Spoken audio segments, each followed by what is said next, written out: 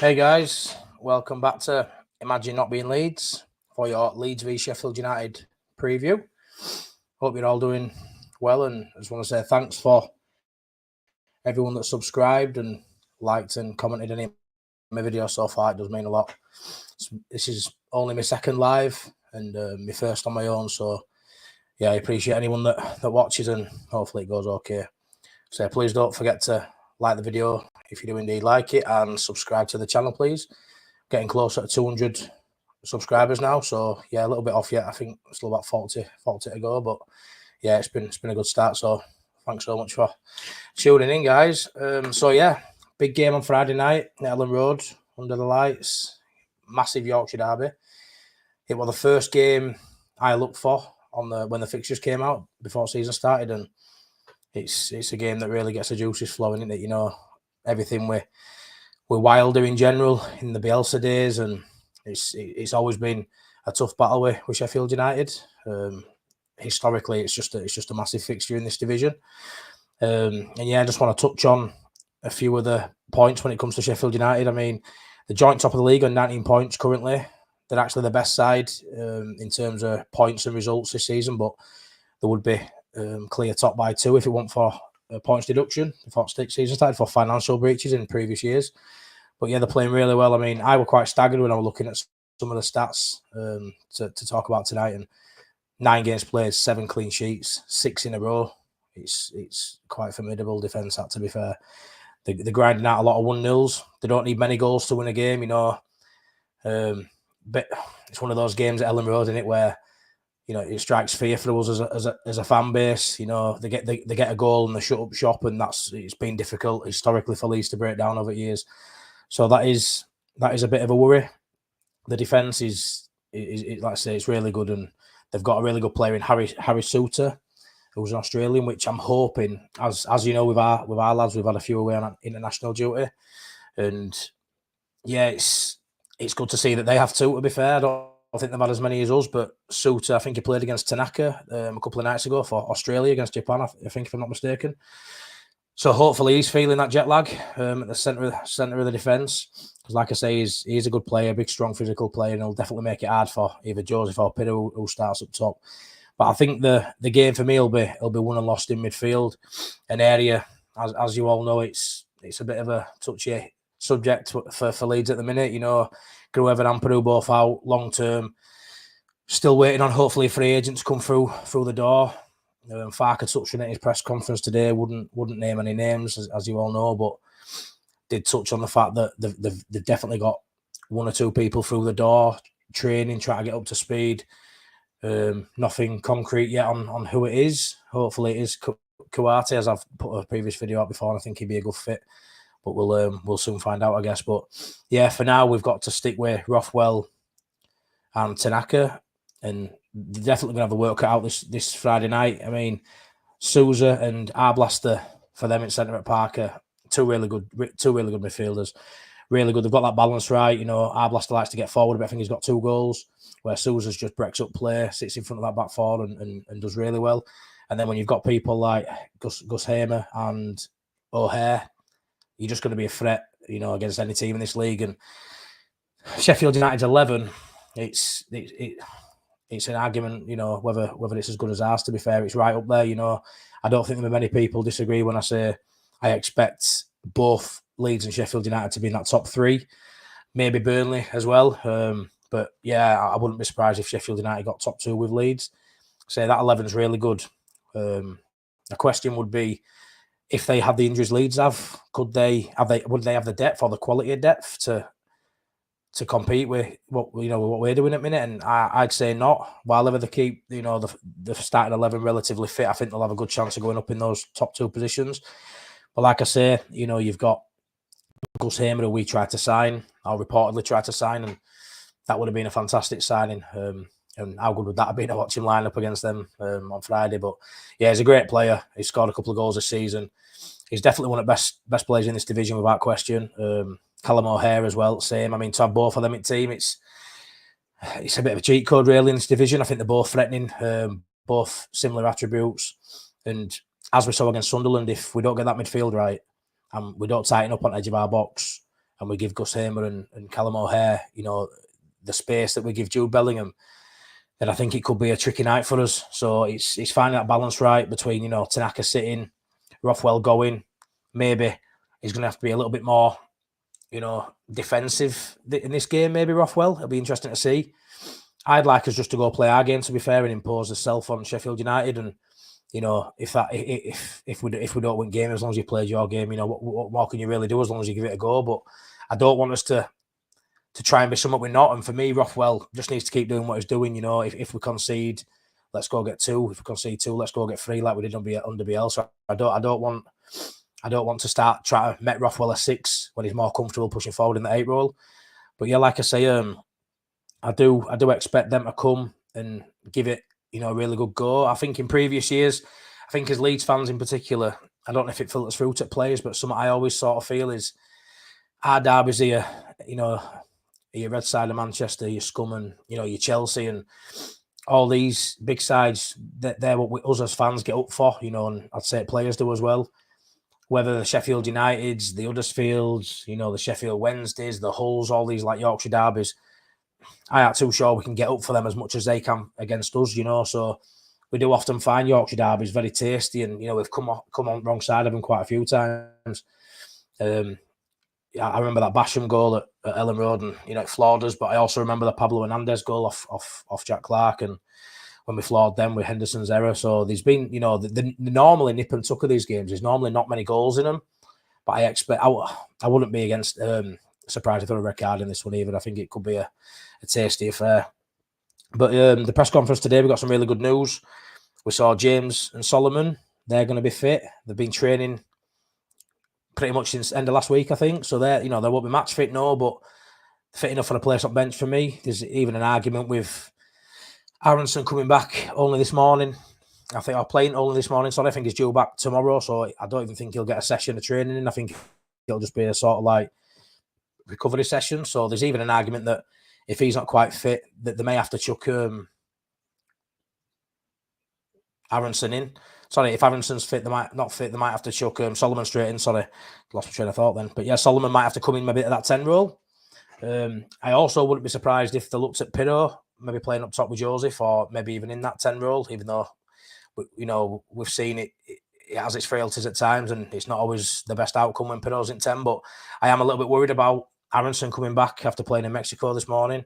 It's not ideal preparation. And obviously, Tanaka from Japan, Firpo for Dominican Republic. Problem is, we've got, you know, a lot of international players, which is a good thing. It means there's players are top players in this league and they're doing something right. But it also means, you know, they're away, they can't train. I think we had 15 at training today. It's not ideal. And a couple of them, like I say, travel quite far as well. So yeah, it was good to hear we've got a couple of bodies back at least. Let's have a look who's in the house. A couple of comments in here. Yeah.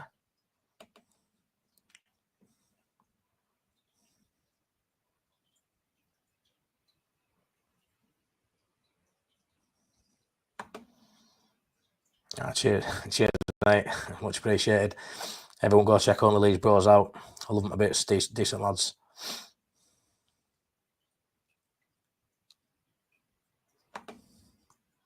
Hey, Sean. I need a mic like that. Nice one, mate. Yeah, upgrading a little bit my equipment, mate. Try to improve a little bit each day in every aspect. Even though, hey, Bell, now thanks for tuning in, mate. Much appreciated. Thank you so much.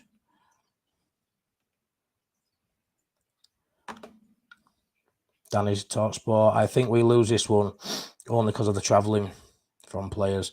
Yeah, I know what you mean, Danny. It's definitely a worry. Like I say, it's something we're going to face every international break, unfortunately. But yeah, I'm ultra positive, as you know now, mate. You know me well now after these last couple of weeks. But yeah, like I say, they've had Suter away with Australia too. So I mean, I haven't looked into how many players went away with them. You'll be right, and I know they won't have had nowhere near as many as what we've had. But you know, you've got to be confident that we've got the players still to do the job for me. Only these balls. Rothwell needs to be the attacking eight. He can add goals from midfield, something we missed last season. Yeah, I agree, mate. We know what Rothwell's capable of. I think with the injuries we've got now, he's going to have a decent run, as we know, in the team, whether we get a free agent on the line or not. And I do expect, a couple of goals and assists from Rothwell this season. I don't expect us to be getting to end of season and not having any goals from midfield. I think 100% that's going to come this season. Not to win the 10 if Aronson's not fit. Yeah, I don't disagree with that, Sean. We know he can play there. Some would say it could be his best position going forward. I assume if Nonton's going in the 10, who you seeing outright? Are you thinking Dan James potentially? Which, I wouldn't be against that either. I quite like the idea of Dan James maybe coming off the bench in the last half an hour, but whether him or Solomon came onto it right, I wouldn't be against that either, Paul. And Danny said, think Aronson goes to the bench, Nonto in the 10, Solomon and Ramon on the right. Yeah, there's a few options there, isn't there? Definitely a few options to be explored. I'd like to know in the chat how you're feeling about Matteo Joseph and Pirot. Pirot obviously has been really good goal scoring form of late. A lot would say he doesn't do a lot of the other work as well as Joseph does. But goals, are the difference makers out there. Goals win points, and it's, for me, I'm a big Joseph fan myself, and I think in a game like this, I want someone who's going to go out there and really, hunt down those defenders when they try to play it out. And I'm expecting them to sit in really and frustrate us. I'm expecting them to play very much like Burnley, try and sit in and catch us on counter. I think that's the blueprint to beat Leeds.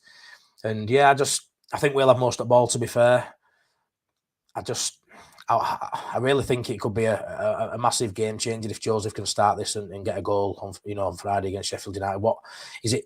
He's just got a hat trick on international duty with Spanish under-21 side. They're ready to fast track him into national side as well. They can clearly see there when he's been away in their camps that he's a really talented player, and an hat trick away, he's going to be flying. I don't think he's lacking confidence anyway. I don't think he's been playing poorly. I don't think he's going to be thinking too much of it. Yeah, I think he's lacking that killer instinct, but I think he's a confident guy. You look at him, he's got that passion. You can see it in his eyes. He's really hungry. Like I say, I think people forget. I think he's got, 4 assists now? Definitely 3 assists at least. So, his G&A is still 4 or 5 out of 9 games. He's really putting himself about. But Pirot more than likely will get a goal, whether he plays half an hour or 90 minutes. It's going to be really interesting. Yeah, I wanted to see what you guys think. For me, I'd play Joseph, and I'd look at bringing Pirot on with last 20, 25 minutes.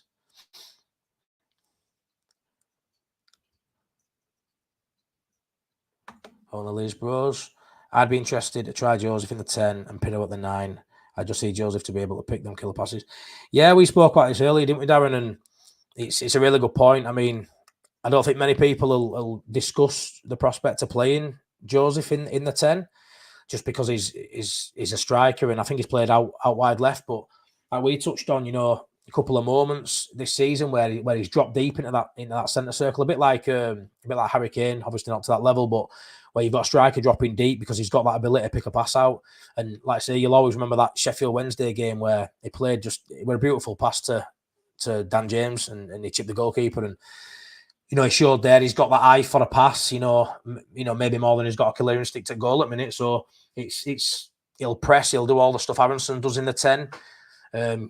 I'd say he's got a better shot than Aronson as well. So it's something that I don't disagree with. To be fair, I don't think Farke will go for it, which I'm sure you'll agree. I don't think he'll go for it, but it's a brilliant way of looking at it. Really, I know getting Pirot in at 9 is at the minute probably a priority for a lot of people.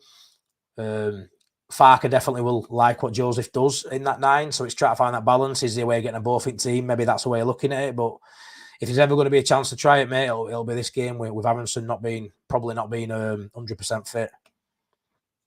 I think Joseph should start only because I don't think Pirot is quick enough to play the press. For me, Pirot needs to stay on the bench. Yeah, that's my thought, Danny. Only thing with this game is, I think they're going to let us have a lot of ball. So I don't know if the press is going to be as important in this game, if you get where I'm coming from, because I don't think they're going to have the ball that much anyway. I really don't. But for me, I'd pick Joseph every day of the week. I think he just gives so much more variety to the play rather than just finishing. And like I say, Pirot's always a good option if it's not working out, isn't it? Sean agrees with you, Darren. I think Joseph should start, especially if Aronson's minutes will be limited. Yeah, I agree, mate. Totally agree with that. Joseph played as a 10 in the 21s, even played as a wing. Yeah, I know about him playing wing, mate. I never realised he played in the 10 role at all, and I never knew that. There you go. You know something we don't. That's good to know. So maybe it's something to look at. If he's played it before, then yeah, it won't be new to him, will it? And Pyro Fox in the box. That is Sean. So yeah, that's the majority of the tactical bits, really. Like I say, James Solomon back. We can argue about positions. Does Meslier come out? No, he won't. Would I like him to come out? Probably not at the minute. Not when you've only got Darlow as second choice, who looks like he's quite happy with his cap on and his slippers on, his feet up at the minute. But the fact is, he's just played 90 minutes for Wales, kept a clean sheet. Maybe that hunger's coming back to play, football. So we'll have to see, wait and see. Hopefully Meslier can come through a bit of adversity now, turn the tide. All eyes will be on him, let's be fair. So hopefully he can come through it. But yeah, I think one more mistake and I think the Wolves will be at his door, really. I think they'll definitely be looking at other options. And Darlow, 34-year-old pro, been playing, decent level for majority of his career at Forest and Newcastle, won a promotion. Whether he's still got the hunger, I don't know. A lot of people doubt that, but he'll definitely be pushing for that start if Meslier makes any more mistakes. So hopefully, it's going to be a nervy one, but hopefully he's got over it. He's had 2 weeks thinking about it. I don't think that's a good thing. I think he'd have rather made a mistake at Norwich game, I would have thought, and got straight back on horse at Sunderland, but it wants to be, and it happened at Sunderland. He's had a long time to dwell on it. But after hearing Farke at press conference, he's had a word with him, and he sounds quite confident. He's saying it hasn't really affected him. He was upset, he was crying in the dressing room, but he's moved on and he's feeling all right about it. So hopefully, because we need him to have a big game, because like I said, I don't think he's going to get dropped, not for this game. So yeah, Mellier's mentality is a massive one for me in this. Has he got that? They call him the Iceman, but I say quite a lot he's anything but cool in my eyes. Like he don't instill any confidence in that side, and he ain't going to instill much confidence in Elland Road for me, because a lot of fans are going to be thinking the same. He's going to be a topic at a lot of conversations while people are having a pint before a game. A lot of it's going to be on Meslier. So as he's young, he's experienced for his age. He's played a lot of games. I mean, he must be closing on 200 games now or something as a pro. 24-year-old. It's crazy for a goalkeeper. I'm hoping to God he's got that mental steel to get over this. Like I say, I'm a big Leeds fan, massive football fan. I haven't got the tactical knowledge of some people on YouTube, the likes of Lockie and stuff like that. But I'm big on mentality. I've overcome a lot of adversity in my life. So when it comes to talking about emotions and feelings and stuff like that, I'm quite big on that. So I've got one eye on Meslier for Friday. I'm hoping he can pull through. I'm not his biggest fan, but death threats and a lot of crap like that's been going on for him this last fortnight. I'm hoping he can shut a few people up Friday and have a good performance, because there's not worse than kicking someone while they're down. So come on, Mez, have a good one, lad. Yeah, obviously there's going to be, I would assume before the game starts, there's going to be some tributes to George Baldock. Massive tragedy. I've not spoke about on YouTube yet. Thoughts go out to all his friends and family. It's definitely gonna be a massive presence. Is that emotional side of it? Yeah, we had some battles with him, especially in Bielsa days. I think he's only just left last season to go to Greece. I didn't realise he played for Greece as well. And is that going to be a factor? Sheffield United side of things with that, with their mentality. What Wilder's like. He's a passion merchant. He hates Leeds with a passion. It'll be the last thing he says to him in the dressing room before he goes out. He'll be do it for George. I reckon. They're going to use it as motivation. We might have Jadon Bogle. He's going to be thinking the same, because he was good friends with him at Sheffield United as well. But it's going to be really interesting to see, a couple of these issues. Like I say, how Mellier's head's at. Can he get through it? Can he get through, this 90 minutes against the top side without no more errors and really stamp down, I can do this, and I have a right to be here. And obviously the George Baldock stuff, is it going to really fire Sheffield United up to a place where we just can't live with them? Like I say, with those Yorkshire derbies, I think sometimes we struggle to get up for them. And if we are at the races, they could really, really give us it on Friday. So we just need to bear that in mind, and hopefully the emotion, it goes the other way for them. Hopefully it's too much for them, and we, our quality and our endeavour will prevail. And Elland Road, I can't tip anything but a Leeds win. And me and Darren at Only Leeds Bros, we had a bit of a chat, a few chats this week, and for some reason we both feel like it screams out 1-0 either way, or a 0-0 or a 1-1. It really screams out a tight game. I've seen a lot of people on YouTube sphere tipping 1-0 either way, and it being really tight. Even like less than one expected goal for both teams. A lot of people thinking it'll be really tight, but I just got a feeling it's going to be like Ipswich at Elland Road last season, where we just blow them away. I don't know what it is. There's a lot of factors, like I say, where I think they could be up for it. I've just got a feeling. Everything against us at the minute. I've just got a feeling this is going to be the game where we really stamp us authority and put down a marker. The marker we put down at Sunderland, and then it sort of got erased. But yeah, I've just got a really good feeling that I'm going to tip 3-1 in this. I think I'm going to tip Joseph to get one, and I'm going to tip Pirot to get one as well. I just hope Bogle doesn't get the winner, because I've made a deal with Dylan from all the Leeds Bros that I'll be doing as next stream together in my underwear. So that is panicking me a little bit, I won't lie. And let me check some more comments, because there's quite a few popping up.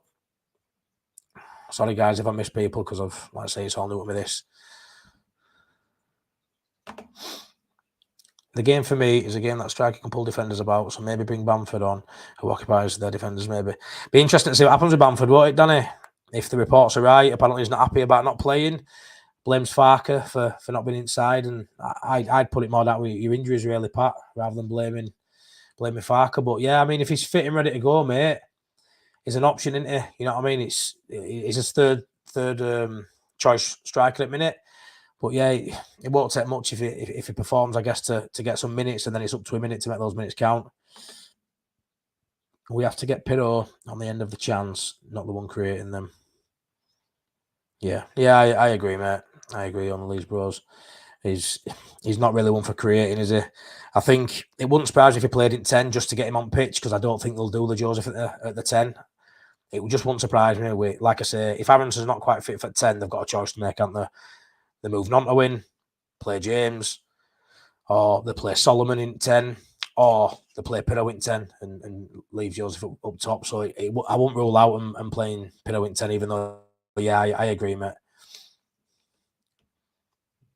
And yeah, Darlow clean sheet for Wales, exactly, mate. So yeah, he really did back Mez yesterday, mate. Yeah, he really did. Press conferences, he backed him. You can see he said last season he's best keeper in the league. I don't agree with that statement, but a lot of people do. So Darren, he's not quick enough to run, last man, so the balls need laying in for him. But because we always try walking into the net, it doesn't work for him. Yeah, I agree, mate. Yeah, we do always try walking ball in net, don't we? We really do. But no, Mez won't be dropped. You're right, Sean. 100% it won't be dropped. Not yet, anyway. He can't afford any more mistakes, or he probably will be, mate.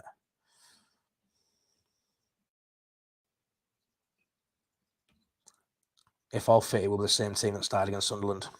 Yeah, possibly, mate. I just find it hard to believe all the players on international duty are going to be fit to start, but you never know. I expect Firpo to start.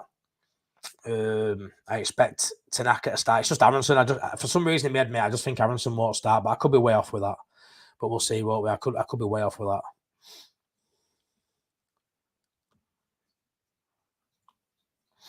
Yeah, I think it too, Wilco's White. So I think it will be unchanged, obviously depending on the lads coming back from national. Yeah, I just touched on that, mate. Yeah.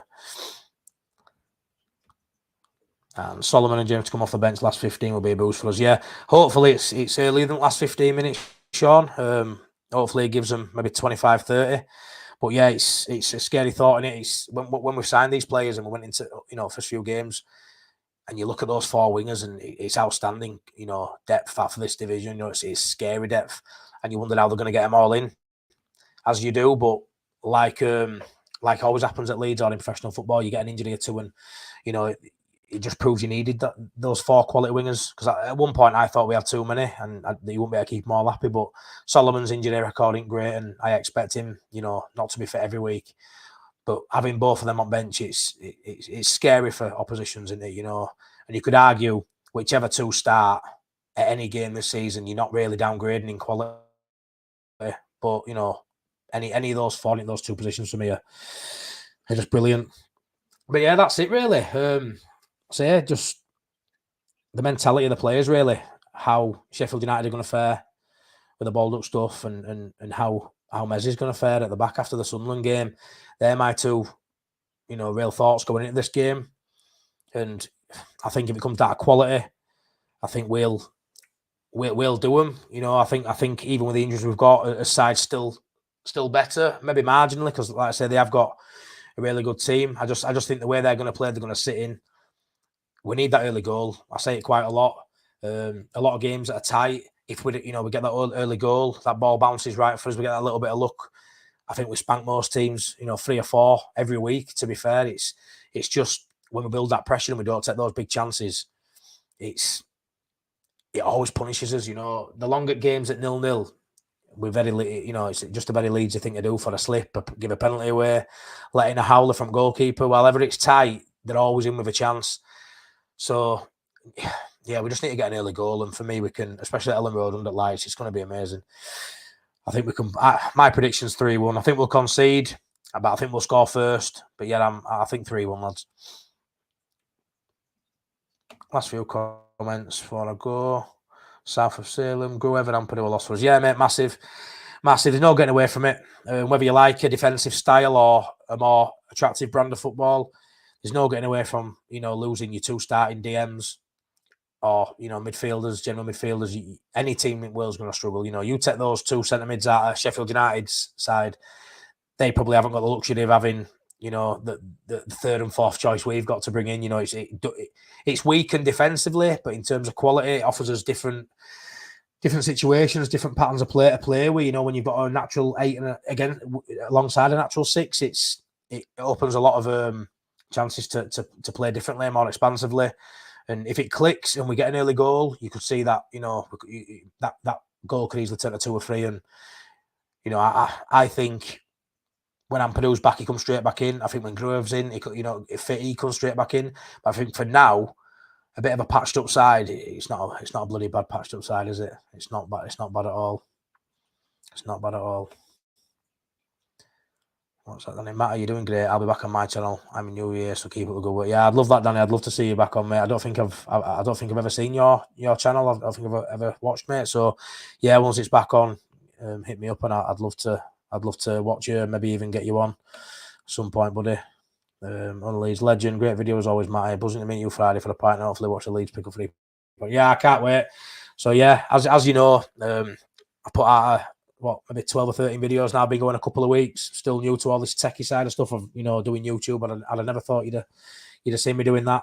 But yeah, I'm loving it. And Darren and Dylan on Only Leeds Bros messaged me right at the start of my YouTube journey, and we've sort of created a bit of a bond already. Me and Darren speak most days. Dylan's, I think, a lot more busy than me and Darren most days, mate, at work. We must be slacking a bit, I don't know, but we chat quite a bit. And yeah, we're meeting for a pint or a couple of pints, hopefully, before game, and maybe afterwards. We'll see how day goes. But yeah, I'm really looking forward to that. And we've got some really good news coming out about a bit of a collab the both channels are doing together. Going forward after games, maybe a day or 2 after, just to sort of wrap up that game. And yeah, it's going to be like a weekly show. Although this week there's 3 games in 8 days, so it's going to be busy. But keep an eye out for that. We'll be dropping name on a thumbnail next day or 2. But yeah, really, really enjoying this. So yeah, please subscribe if you're new to here. Anybody watches after it's gone live, just stick a subscribe, stick a like, and yeah, I'll keep doing what I'm doing. And thanks everyone for chat. Thanks for giving me company, much appreciated. And yeah, big win for boys. Lose. Take care, guys.